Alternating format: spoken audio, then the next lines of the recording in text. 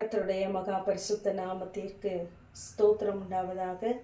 ஏசாயா 41 அதிகாரம் 13 நான் உன் வலது கையை பிடித்து பயப்படாதே, நான் உனக்கு துணை நிற்கிறேன் என்று நம் தேவனாகிய கர்த்தர் சொல்வதாக நாம் வாசிக்கிறோம். நாம் முந்தைய பகுதிகளை வாசித்து பார்ப்போமானால் நமக்கு விரோதமாய் எழும்பினவர்கள் உண்டு, நம்மோடு கூட வழக்காடினவர்கள் உண்டு, நம்மோடு போராடினவர்கள் உண்டு. இவைகளையெல்லாம் பார்த்து நாம் ஒருவேளை சோர்ந்து போய் இருப்போமானால் தேவன் சொல்லுகிறார், இந்த நாளிலே நான் உன் வலது கையை பிடித்திருக்கிறேன், நான் உனக்கு துணை நிற்கிறேன், பயப்படாதே என்று சொல்லுகிறார். எதற்காக நம்முடைய கரத்தை அவர் பிடித்து நடத்துகிறார் என்றால், ஏசாயா 45 அதிகாரத்திலே அங்கு சொல்லுகிறார், உனக்கு முன்பாய் இருக்கிற கதவுகள் திறக்கும்படியாய் நான் உன் வலது கரத்தை பிடித்திருக்கிறேன், உன் கட்டுகள் அவிழ்க்கப்படும்படியாய் உன் கரத்தை பிடித்திருக்கிறேன், நான் உன்னை பெயர் சொல்லி அழைத்து அறிந்திருக்கிறேன், நான் உனக்கு முன்னே போய் கோணலானவைகளை நேராக்குவேன், உனக்காக வெண்கல கதவுகளை உடைப்பேன், இரும்பு தாழ்பால்களை முறிப்பேன், அந்தகாரத்தில் இருக்கிற பொக்கிஷங்களையும் ஒளிப்பிடத்தில் இருக்கிற புதையல்களையும் உனக்கு கொடுக்கும்படியாகவே உன் கரத்தை பிடித்திருக்கிறேன் என்று சொல்லுகிறார். இத்தனை ஆசீர்வாதங்களையும் அவர் நம்மை பிள்ளையாய் ஏற்றுக்கொண்டதினாலே நமக்கு தருகிறவராயிருக்கிறார். நம்முடைய வலது கரத்தை அவர் உரிமையாய் பிடித்திருக்கிறார். நாம் பிள்ளைகளானால் சுதந்திரராயிருக்கிறோம். நாம் சுதந்திரரானால் நாம் அந்த சுதந்திரத்திற்கு எஜமான்களாய் இருக்கிறோம் என்று வேதம் சொல்லுகிறது. ஆகவே நம்முடைய வலது கரத்தை பிடித்த தேவனை நாமும் பற்றி கொள்ளுகிறவர்களாய் இருக்க வேண்டும். எபிரேயர் 8 அதிகாரம் 9 எகிப்திலிருந்து கொண்டு வரும்படியாக நம்முடைய கரத்தை பிடித்தார் என்று சொல்லி நாம் வாசித்து பார்க்கிறோம். அந்த அடிமைத்தனத்திலிருந்து, அநேக பாவத்திலிருந்து, வியாதியிலிருந்து, நம்முடைய பலவீனங்களிலிருந்து தேவன் நம்மை வெளியே கொண்டு வருவதற்காகவே நம்முடைய கரத்தை பிடித்திருக்கிறார். ஆகவே நாம் நிமிர்ந்து நடக்கிறவர்களாய் இருக்க வேண்டும்.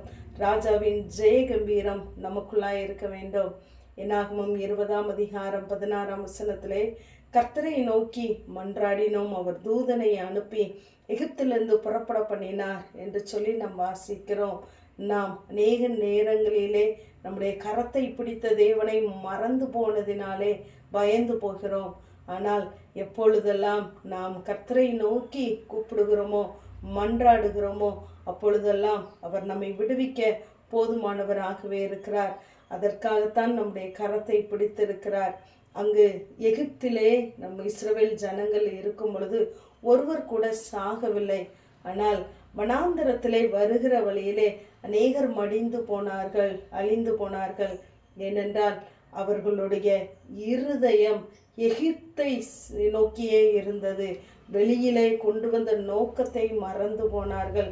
தங்களுடைய இருதயம் எதற்காக தேவன் நம்மை வெளியே கொண்டு வந்தார் என்பதை மறந்து, கரத்தை பிடித்து வெளியே கொண்டு வந்த தேவனை, துணை நிற்கிற தேவனை மறந்து தன்னுடைய ஆகாரத்திற்காக அங்கே எகிப்தை திரும்பி பார்த்தார்கள், கல்லறைக்காக திரும்பி பார்த்தார்கள். எல்லாவற்றிற்கும் எகிப்தையே அவர்கள் திரும்பி பார்த்ததினாலே அங்கு கைவிடப்பட்ட சூழ்நிலை உருவானது. ஆகவே நாம் அப்படிப்பட்டவர்களாக இராதபடி நம்மை தேவன் பிடித்து வைத்திருக்கிறாரே, எதற்காக அழைத்தார், எதற்காக பிடித்து கொண்டார், நம்மோடு கூட இருக்கிறாரே என்ற உணர்வோடு கூட நாம் எதற்கும் சோர்ந்து போகாதபடி, வலது கரத்தை பிடித்த தேவனை விட்டு விலக நாம் துரிதப்படாதபடி கர்த்தருடைய கரத்திலே அடங்கி நிற்போம். தேவன் நமக்கு துணை நின்று பெரிய காரியங்களை செய்ய அவர் போதுமானவராகவே இருக்கிறார். ஆகவே நம்முடைய ஆவி, ஆத்மா, சரீரம் முழுவதுமாய் தேவ கரத்திலே அர்ப்பணிப்போம். நம்முடைய கரங்களை தேவ கரங்களோடு கூட நாம் இணைத்து கொள்ளுவோம். தேவ சந்திப்பு நமக்குள்ளே நடக்கும் பொழுது தேவன் நிச்சயமாகவே நமக்கு துணை நின்று பெரிய காரியங்களை செய்வார். ஆமேன். ஜெபம்.